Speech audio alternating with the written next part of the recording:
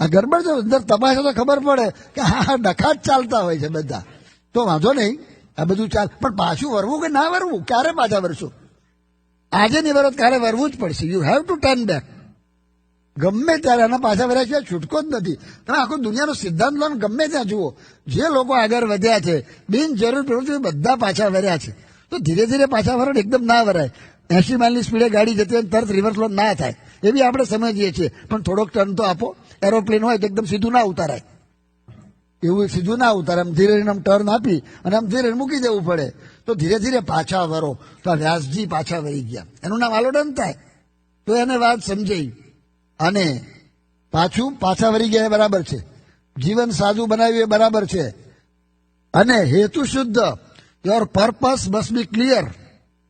યાદ રાખો, જો પર્પસ એવો હોય કે હું આ બધું ભણું અને પછી પૈસા કમાવું, that is not the purpose. યાદ રાખો, કોઈ પણ નોલેજનો પર્પસ એ પૈસા કમાવા એ ન હોય.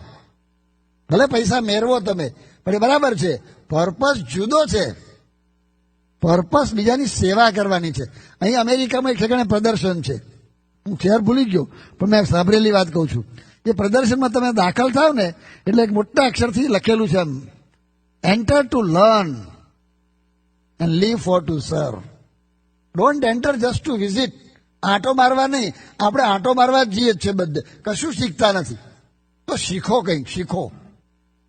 પણ પછી બીજું લખ્યું છે, શીખ્યા તો ખરા, પણ લીવ ફોર ટુ સર્વ, અને જીવન બનશે. હમણાં એક છોકરા અમેરિકામાં ફરતા હતા ને, તે છોકરાની માર્કશીટ લાવ્યો, એમાં સ્કૂલનો લોગો હતો અંદર, એમ્બ્લેમ. એની અંદર એક વાક્ય લખ્યું હતું, લર્ન ટુ સર્વ. લર્ન ટુ સર્વ. અહીં કેટલાક ભણનારા બેઠા છે, આ મગજમાં રાખો, તમારું ભણતર બદલી જશે ભાઈ. પેલો ડોક્ટર રાજમયુર, આ મગજમાં લઈને જજો. તમારે પૈસા ના કમાવું નથી કહેતા, પણ તમારો આઈડિયા લાવો છે કે આઈ વોન્ટ ટુ સર્વ. That's all. તમારી શિબિર પૂરી થઈ ગઈ છે, આ બેસી જાય તો વ્યાસજીએ હેતુ રાખેલો, પોતાની મોટપ વધારવા નહીં, હું કેવો દેખાઉં છું, અરે દેખાયા તમારા જેવા કેટલાય થઈ ગયા. કોણ પૂછે છે તમને, હુ આર યુ? આ દુનિયાની અંદર કેટલા માણસો રાજાઓ થઈ ગયા, મહારાજાઓ થઈ ગયા, મોટા વૈજ્ઞાનિકો થઈ ગયા, કોઈ યાદ કરતું નથી. જુઓ તમે દુનિયાનો આખો ખેલ તો જુઓ. અને તમને એક બ્રહ્માંડ, એક તમને એક શિકાગો દેખાય છે. અરે શિકાગો ક્યાં પૂરું દેખાય છે? આટલું દેખાય છે થોડુંક. આટલું મોટું શિકાગો ક્યાં જોયું છે? અહીં શિકાગો રહેવા વાળા આખું શિકાગો જોયું જ તમે? આ સ્ટેટ આખું જોયું છે? તો અમેરિકા જોયું છે? અનંત કોટી બ્રહ્માંડ છે. અત્યારે વિજ્ઞાન કહે છે millions and billions of light years. તમે જાઓ તો બ્રહ્માંડનો પાર આવે એવું નથી. એમાં વોટ ઇઝ યોર બ્રહ્માંડ? એ બ્રહ્માંડની અંદર તમારી પૃથ્વી ક્યાં, અને પૃથ્વીની અંદર તમારું અમેરિકા ક્યાં, અને અમેરિકાની અંદર ઇલિનોઇસ સ્ટેટ ક્યાં, એની અંદર તમારું શિકાગો ક્યાં, અને તો આ કયું શહેર છે? હા, એની પછી એની અંદર તમે ક્યાં? હું આર યુ? ક્યાંના ફાંકા લઈને ફરીએ છીએ આપણે? હું મોટો, શું મોટા? એક આંખ બંધ થઈ એટલે ખલાસ ઉપડી ગયા. તો આ વિચાર કરો, what is the purpose of life? તો એ વ્યાસજીએ વિચાર કર્યો, અને નિસ્વાર્થ ભાવથી, કોઈ રોયલ્ટી માટે નહીં, કોઈ મોટા થવા માટે નહીં, કશું જ નહીં. તો અંદરથી વિચારો આવે, અંદરથી શક્તિ પ્રગટ થાય. નિસ્વાર્થ ભાવ આવે ને તો પાવર જનરેટ થાય છે, નહીં તો ના થાય. આત્માની શક્તિ અનંત છે, પણ નિસ્વાર્થ ભાવ આવવો જોઈએ. તુલસીદાસે લખ્યું છે, પરહિત બસત જીન મન માહી, તાકુ કછું દુર્લભ નહીં જગ માહી. સરદાર વલ્લભભાઈ પટેલ, ગઈકાલે 15મી ઓગસ્ટ હતી. આયર્ન મેન ઓફ ઇન્ડિયા, વિનુભાઈના ગામના, વિનોદભાઈના. Why he became an iron man ખબર છે તમને? ખબર છે why he became an iron man? તમે જાણો છો?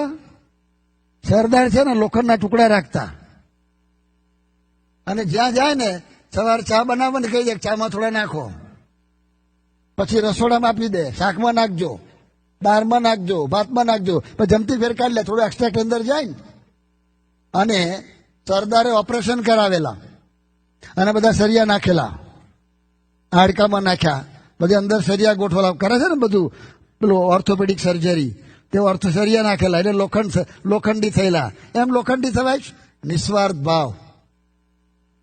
સરદારે નિસ્વાર્થ ભાવથી સેવા કરી, પાવર જનરેટ થયો.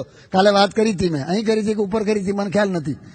એક ફોનની અંદર વન ફોન આ વલ્લભ વિદ્યાનગરની એન્જિનિયરિંગ કોલેજ ઊભી કરી છે. વિચાર કરો, પાવર જનરેટ થયો. અને 550 રાજ એક કર્યા છે. જે બોલે ને થાય એટલો પાવરફુલ. રાજુ બોલે જ નહીં અને બોલે કરે જ. આ પાવર કેમ જનરેટ થયો કે નિસ્વાર્થ ભાવ. તો વ્યાસજીને નિસ્વાર્થ ભાવ હતો. એને રોયલ્ટી લેવી નહોતી, એને માન વધારવું નહોતું, એને આગળ લાવવા જેવા ભગવાન છે.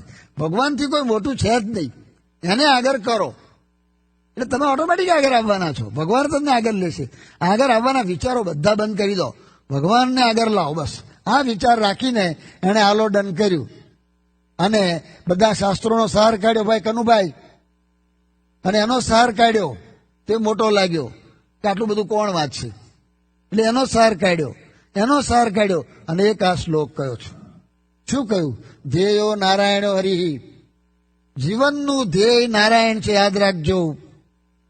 જીવનનું ધ્યેય તમારી કોલેજની ડિગ્રી નોય, લખી રાખજો. તો એનો અર્થ એવો છે કે ભણાવવા નહીં અને ભણવું નહીં. જે ભણતા હોય ભણવાનું છે અને તમારા દીકરા દીકરીને ભણાવવાના છે, પણ આ ધ્યેય નાખજો. આને માટે ભણવાનું.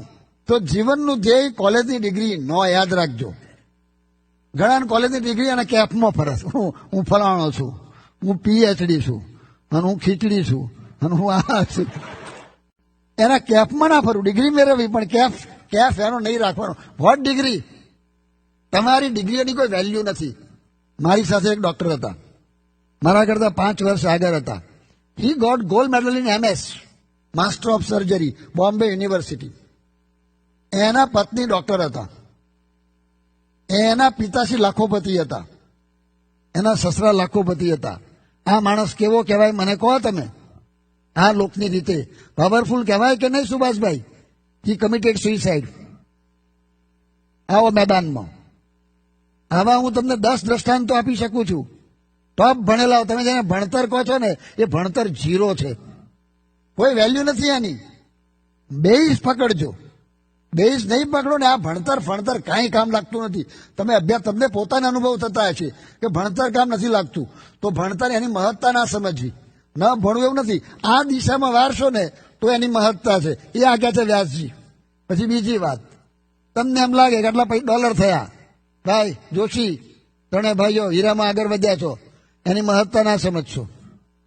$થી તમારી મહત્તા નથી, હીરાથી તમારી મહત્તા નથી. એવો એ પેલો જીતેશ પેલો ડાયમંડનો એ થયો છે પ્રેસિડન્ટ. એ લેખા છે યંગ એજમાં. 4 ભાઈઓમાં પાછો 3 ભાઈ તમે, 4માં નાનો એ છે પણ પાછો ખેલાડી છે, પાવરફુલ છે એકદમ. આમ મોટો ઓફિસર જેવો થઈ ગયો છે હમણાં થોડા વખતમાં. તો બધું એલએમાં પાછો ડાયમંડનો પાછો પ્રેસિડન્ટ થયો છે. પ્રેસિડન્ટ થાવ એનો વાંધો નથી, આખા અમેરિકાના પ્રેસિડન્ટ થાવ. હવે ડાયમંડના એને ના નથી, પણ કરવાનું જુદું છે. તો એની મહત્તા ના માનશો. તમારી પાસે કેટલા $, છે ને કેટલા બંગલા છે, તમે બધા અહીંયા આવ્યા અને એમ થાય કહો અમે વી આર અમેરિકન સિટીઝન્સ, એટલે એના કેપમાં ફરો છો. એ કેપ ખોટો છે. Vote citizen? માખીઓ સિટીઝન છે, કીડીઓ સિટીઝન છે, બધા મંકોડા સિટીઝન છે બધા તમારા બધા. અને ઇન્ડિયાની માખ હોય ને અને ઇન્ડિયાની કીડી હોય તમારા કિસ્સામાં પેસી ગઈ ભૂલથી, તો અહીં ઉતરે વગર પાસપોર્ટ વગર વિઝાએ. આઈ એમ અમેરિકન સિટીઝન. એ ત્યાંથી આવી ગઈ અને અમને બ્રિજેશને કહે કે જોયેલા તમારા કરતા હું મહાન છું. ત્યાં તમારા ગ્રીન કાર્ડ અમને ધકેલી મૂકે. એમને માયા છે. કેટલા વર્ષના વિઝા છે? 10 વર્ષ. એટલે વાંધો નથી, કાઢી નહીં મૂકે, સારું છે. પણ તો કે તમારા 10 વર્ષના વિઝા. આઈ એમ ગ્રીન કાર્ડ સિટીઝન. આવી જાવ કમાન, મને કાઢે બુજભાઈથી લે, આવી જાય દરમાં પહેરી જાય. ક્યાં કાઢવા જાય? તો એની મહત્તા નથી. તો ક્લિયર પિક્ચર આપણા મગજમાં આવવું જોઈએ. તો એ વ્યાસજી કહે છે કે જીવનનું ધ્યેય, જો ધ્યેય બરાબર નજરે ને તો એને લગતા બધા વિચારો આવે છે. નથી આવતા નહીં તો વિચારો. તો જીવનનું ધ્યેય આ બંગલા ન હોય, મોટર ન હોય, તમારું બેંક બેલેન્સ ન હોય, બધું તમારે જેની સ્ટેટસ હોય બધું કરો, પણ તમારું મુખ્ય લક્ષ્ય જુદું હોવું જોઈએ. તમે બધા અત્યારે આવ્યા છો. આ અમારા વિનોદ બિહારીથી આવ્યા છે, કેટલાક પેલા ડેટ્રોઇટથી આવ્યા છે, કેટલાક ફરી પેલા બીજેથી સિન્સનાટી આવ્યા છે, પેલા ક્યાંથી આવ્યા છે આપણા દણાક, એ બીજેથી આવ્યા છે. આ બીજા જુદા આવ્યા છે. તે અહીં શું કરવા આવ્યા છો? અહીં શું કરવા આવ્યા છો? શિકાગો કહો. જમવા આવ્યા છો? જમતા નથી. જો જમો છો એ બરાબર છે, પણ જમવા માટે આવ્યા છો? જો બરાબર છે, તમારા મગજમાં ક્લિયર જ છે કે જમવા તમે આટલો ખર્ચો કરીને આવ્યા તો ઘેર જમવા નતા બનાવી શકતા હતા, તો જમવા નથી આવ્યા. તો અહીં આવ્યા તો સવારે નાવા ગયા હતા, ટોયલેટ ગયા હતા, તો ટોયલેટ જવા દોડ્યા છેડથી અહીં. હમણાં સભામાંથી વચમાં લઘુ કરવા જશો તો લઘુ કરવા આવ્યા છો. એટલે તે તો દેહ છે, લઘુ જવું પડે, સંડાસે જવું પડે, ખાવું પડે, સૂવું પડે, પણ એ કરવા માટે શિકાગોમાં નથી આવ્યા. જોયું, એ પિક્ચર તો ક્લિયર છે ને. શિબિર માટે આવ્યા છીએ. અહીં કંઈક શીખવાનું છે, અહીં કંઈક જીવનનું પરિવર્તન કરવાનું છે. ખાલી સાંભળવાનું નથી. યાદ રાખજો ભાઈઓ, આ પેલા આયા છે, આ બારોટ ને ના, આ બેઠો બસ આ બારોટ છે ને, આ બ્રિજેશની ના દીપેન બારોટ છે, પટેલ છે આ, એટલે મને ભૂલી ગયો હું. પણ ત્યાં શું વોશિંગ્ટનથી શું કરવા આવ્યા છો અહીં, એ ખ્યાલ રાખવાનો. અહીંયા તો આ તમારા મગજમાં છે ને, તમારું જીવન બદલાઈ જશે, તમારી જુદી દ્રષ્ટિ થઈ જશે. ચેન્જ તમારામાં જીવનમાં ચેન્જ ના થાય તો અમારી શિબિરનો કોઈ અર્થ નથી. અમે ઇન્ડિયાથી આનો કોઈ મિનિંગ જ નથી. અમે તમને એ વાત આપવી જોઈએ તમારે, તમને ખાલી અમે જમાડ્યા રમાડ્યા ફેરવ્યા, એ શું ફેરવાય છે? એ તો ફેરવે જ છે. આ બધા ડિસિઝન ક્યાં નથી ફેરવતા. તમારા જીવનમાં પરિવર્તન, પણ તમારે થોડી તૈયારી રાખવી પડે, તમારે આ જાણવું પડે, તો આ તમને થશે. તો કહેવાની વાત શું છે કે આપણો પર્પઝ આ છે, તો એ પર્પઝ જો મનમાં નક્કી થશે ને પછી જીવન બદલાશે. જો ગઈકાલે મેં ગાંધીજીની વાત કરી હતી. ગાંધીજીના જીવનની અંદર બધી ગોઠવણી થઈ, એક દિવસમાં નથી થઈ. યાદ રાખજો, Rome was not built in a day. કોઈ એક દિવસમાં નથી થતું કશું. આ હવેલી એમને નથી થઈ.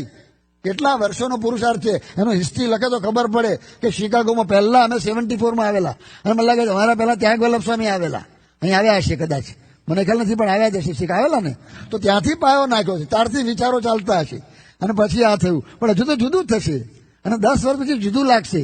તો ધીરે ધીરે બધું થાય છે. પણ જો મનમાં ધાર્યું તો થયું ને. આ દિલ્હીમાં જગ્યા લેવાઈ ગઈ, અને અત્યારે વાતકામ ચાલુ થઈ ગયું છે. ફાસ્ટ એકદમ આમ યુદ્ધના ધોરણે કામ ચાલે છે ત્યાં આગળ. સ્વામીનો તો ટાર્ગેટ છે 2 વર્ષમાં complete. In 2 years project must be complete. A project લઈને બેઠા છે. પણ કેટલી મહેનત કરી છે ખબર છે તમને? એ પ્રોજેક્ટ 2 વર્ષમાં પૂરો થશે, પણ એ જમીન લેવામાં કેટલો ટાઈમ લાગ્યો છે કોઈને ખબર છે? 32 વર્ષ લાગ્યા છે. 32 years. 68માં યોગીજી મહારાજે સંકલ્પ કરેલો.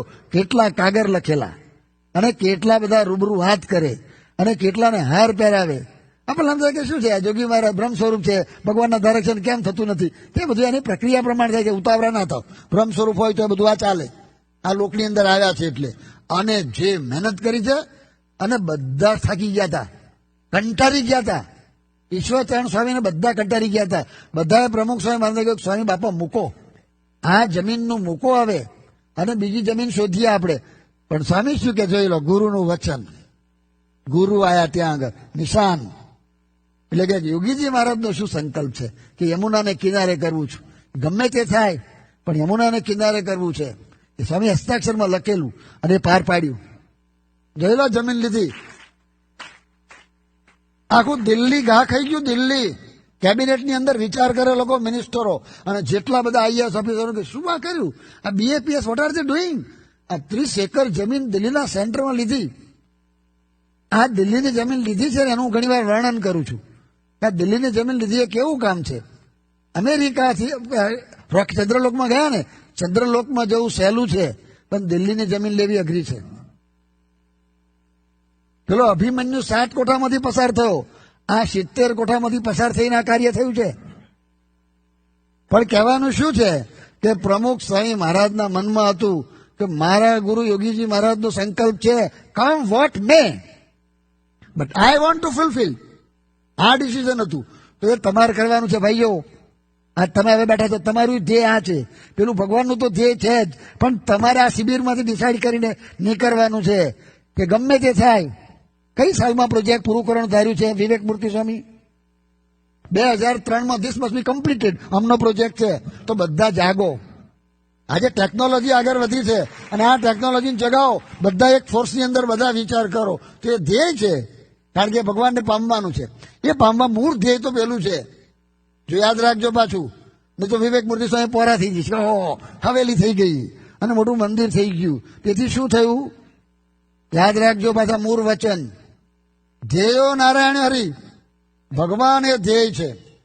અહીં ભગવાન પ્રગટ થવા જોઈએ, પેલા મારે થવા જોઈએ, પછી વિવેક મૂર્તિ સ્વામી થવા જોઈએ, પછી આ બધા સંતો થવા જોઈએ, પછી એ બધા બેઠા છે ને, અમારે બેઠા છે યશવંતભાઈ અને વિનોદભાઈ ટ્રસ્ટી, તમારામાં થવા જોઈએ, પછી બધા કોઓર્ડિનેટરો રિજનલ કોઓર્ડિનેટરમાં થવા જોઈએ, અને પછી સેન્ટર કોઓર્ડિનેટર, કોઓર્ડિનેટર, મંદિર એડમિનિસ્ટ્રેટર થવા જોઈએ, અને પછી આ બધા બેઠા છે એમનામ થવા જોઈએ. બધાનામાં થવા જોઈએ, નહીં તો મંદિરનો કોઈ મિનિંગ નથી. યાદ રાખો, આ હું નથી કહેતો, સ્વામિનારાયણ ભગવાન કહે છે. યાદ રાખજો, મંદિરોથી મોટપ ના માનતા, અને આ બધી ઓડિયો વિડીયો કેસેના ઢગલા બહાર પાડો એટલાથી મોટપ ન સમજતા. જીવન બદલાવવું જોઈએ. અને આ સ્વામિનારાયણ ભગવાને લખ્યું છે. ગુણાતીતાનંદ સ્વામીની વાત છે. ગુણાતીતાનંદ સ્વામીએ કહ્યું કે મહારાજની કહેલી વાત બોલ્યા અને કહ્યું કે આ મંદિર સોના ના થાય. તમે ટર્કીના પથ્થરના કરવાના છો ને, સારું કરજો. ને આરસ લાવવાના છો ઇટાલીના, લાવજો. અને તાજમહાલ જેવી કોતરણી કરવાના છો, થોડી થોડી આમ એ કરો ને, કોઈ વાંધો નથી, કરજો એની, પણ તમારી કોતરણી ભૂલશો નહીં.